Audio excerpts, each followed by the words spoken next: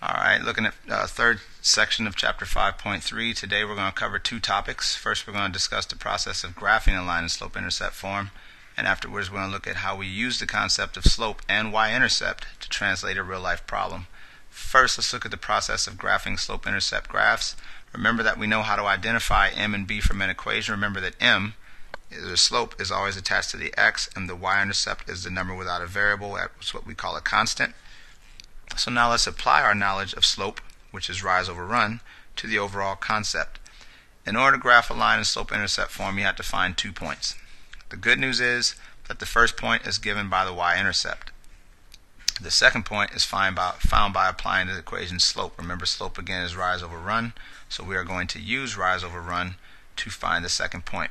So looking at a couple examples here in terms of what you're going to be asked to do, it's just going to say graph the line with the equation y equals 3/2 x plus 4. Again, if I were you, I would always still write my m equals and b equals to pull the information out, keeping in mind that slope is attached to x, which means the slope is 3/2. B, my y-intercept, is 4. Even though m is listed first, I recommend that you start with b, just because that's easier to plot. Remember, b is your y-intercept, which means that it's where it crosses the y-axis. So this number tells me to go up 4 on the y-axis and put down my first dot. Let me change this just for the sake of the video. We're going to change this to a -4 because I won't have room. So we're going to say that this was -4, which means that b is -4. 1, 2, 3, 4 down, and put a dot. I only did that because my slope was going to take me off of the screen. I don't want that on your notes. But again, if that was -4, that means b is -4, which means that we go down 4 and put a dot. And this is where you apply your rise over run, which means go up 3 from the dot. Again, put your pencil on the dot first. I have a lot of people who start from the origin.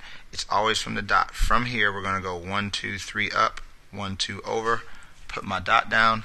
And if you're like me and don't always have a calculator with you, you can always take a sheet of paper and fold it twice. So again, I fold it once here, and I'll fold it again. Usually one fold even works if you take your time, but 2 folds works well enough as a straight edge for you to go ahead and use to keep your pencil going straight. Just make sure your line goes all the way across the region. If your line does not go all the way across the region and is crooked, kind of like this one, then you run the risk of missing points. But either way, your straight edge at least gets it all the way across the region like you need it to be, and that is how you graph a line on this part.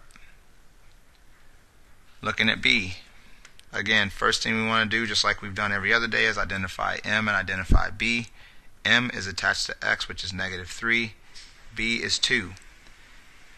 Like I said earlier, we have to do the y-intercept first because it's the easiest one to use, because I need somewhere to start for my slope. So b of 2 means go up 2. So from here up 2, that crosses the y-axis at 2. -3 should be a fraction as -3 over 1, which means from this dot you're going to go down 3 and write 1. Again, use your straight edge to line those 2 points up and draw your line all the way across the gridded region. And that is how you graph a line. Okay? If you saw one like this, graph the line with the equation y equals -x minus 3. Again, first thing you want to do if you want to get it right is identify m and b. The thing about m, remember that there's no number, that there's a 1 there, which means that your m is -1, your b is -3. We start out by plotting b, which is your y-intercept. This means go down 3, 1, 2, 3, and put your dot. M of -1, remember we need a fraction, which is -1 over 1, which means from that point go down 1 and write 1. And once again, use your straight edge to sketch your line going all the way across the region. As you can see, our background experience makes this much easier than you might have originally thought. Graphing is a very important topic in algebra, so again, be sure you make sure to take this information very seriously. The next topic involves word problems and common sense. We'll read some situations and translate them into equations that best represent the numeric relationships. The main thing to keep in mind is that slope, which is rate of change, pretty much causes changes in your problem. So again, we'll talk about that. So again, slope is typically identified with its amounts of change. Whatever number causes the value of change is typically your slope. Your y-intercept is constant, and this value is typically only used once in the situation. So let's see how this works. It says, suppose you have a $5 off coupon for fabric store. You buy fabric that costs $7.50 per yard.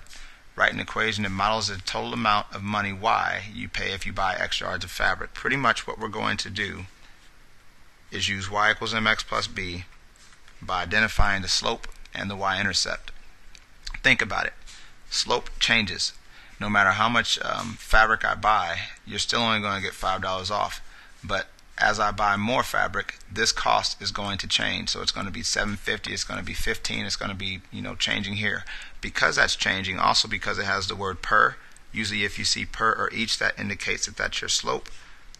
And your change here, or your initial value here, notice it's $5 off. That is not going to add to your cost. $5 off is actually going to subtract from your cost, which means that your B, taking those two pieces of information,